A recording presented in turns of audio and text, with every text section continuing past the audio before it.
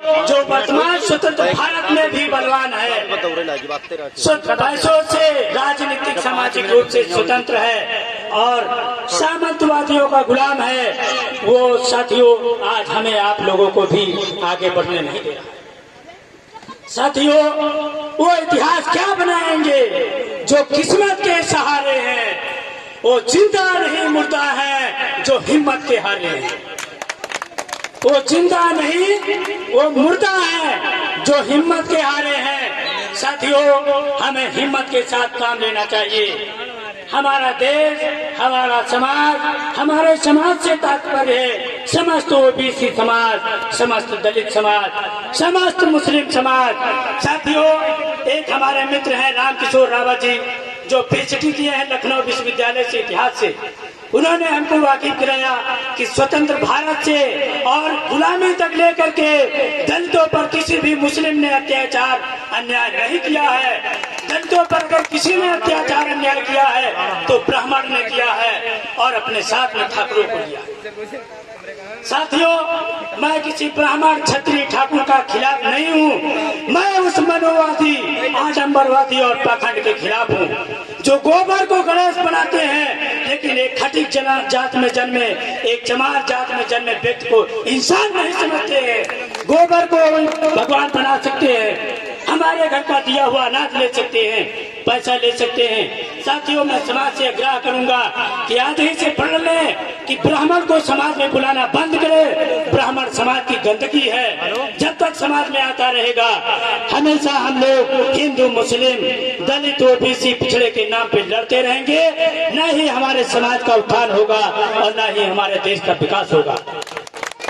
साथियों, मुस्लिमों से लड़ाने के लिए दलितों और ओबीसी को हिंदू बनाया गया है, जबकि साथियों अनुच्छेद 344 भारतीय संविधान व 345 कहता है कि ओबीसी के सिवाय, ओबी 340 में है, ओबीसी के सिवाय जिन्हें दलित कहा जा रहा है वो हिंदू नहीं।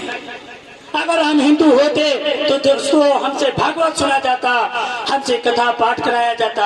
आज भी जिस मंदिर पे, जिस भी धार्मिक स्थल पे पूजा चढ़ता है, चढ़ावा आता है, पैसे चढ़ते हैं, वहाँ का मालिक मठाधीश ब्राह्मण ही है।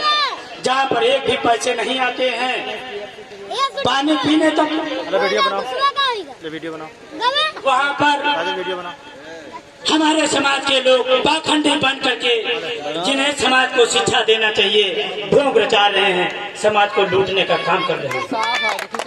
साथियों, शिक्षा वह सेवने का दूध है जो पिएगा वो धारेगा। परम पूज्य बाबा साहब डॉक्टर भीमराव अम्बेडकर जी ने कहा था, शिक्षित बनो, संगठित रहो, संघर्ष करो। साथियों, अभी बड़े भाई एडवोकेट राम सोनकर जी ने आप लोगों को वाकिफ कराया कि हमारा समाज दारू पर बिक जाता है।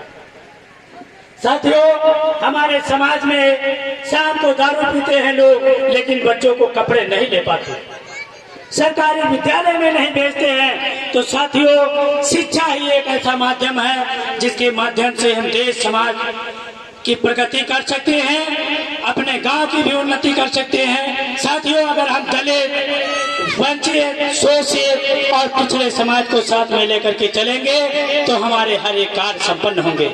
साथियों, इस बैनर में जितने भी फोटो लगे हुए हैं, इसमें तथागत बुद्ध, मान्यवर काशीराम और बाबा साहब भीमराव अम्बेडकर को छोड़ करके सारे के सारे महान हमारे महापुरुष ओबीसी समाज से आते हैं। लेकिन हमारा ओबीसी समाज भी कहीं बजरंग दल बना रहा है, कहीं शिवसेना बना रहा है मुस्लिमों से लड़ने के लिए। अरे लड़ो, संविधान में जाने के लिए, संसद में और लोकसभा में जाने के लिए लड़ो। लड़ाई हमारे संविधान सभा में बैठने के लिए होनी चाहिए, लोकसभा और विधानसभा में जाने के लिए होना चाहिए, प्रधान से लेकर के प्रधानमंत्री बनने तक होना चाहिए।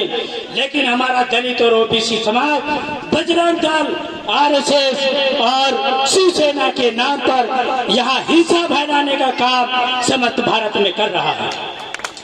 साथियों, हमारे दलित समाज पे जब भी अन्याय अत्याचार होता है तो हमारी बात रखने के लिए हमने जिन जनप्रतिनिधियों को चुना है वो हमारे समाज की बात विधानसभा और लोकसभा में नहीं रखते हैं। समाज को हिंदू और मुस्लिम के नाम में ठग करके हमारे कीमती वोट को ले लेते हैं। जो वोट का अधिकार हमारे परम पूज्य बाबा साहब भीमराव अम्बेडकर को दिया है, उसे हम हिंदू मुस्लिम के नाम पर वोट दे करके, और जो योग्य आदमी है, जो समाज का आदमी है, जो समाज में अपनी समाज की बात रखने वाला आदमी है, लोकसभा और विधानसभा में बात रखने वाला है, उसे हम लोग वोट नहीं देते। क्योंकि हम लोग कहते हैं कि ये तो मुस्लिमों से मिला हुआ है, ये तो कुर्मी से मिला हुआ है, ये तो लोधी समाज से।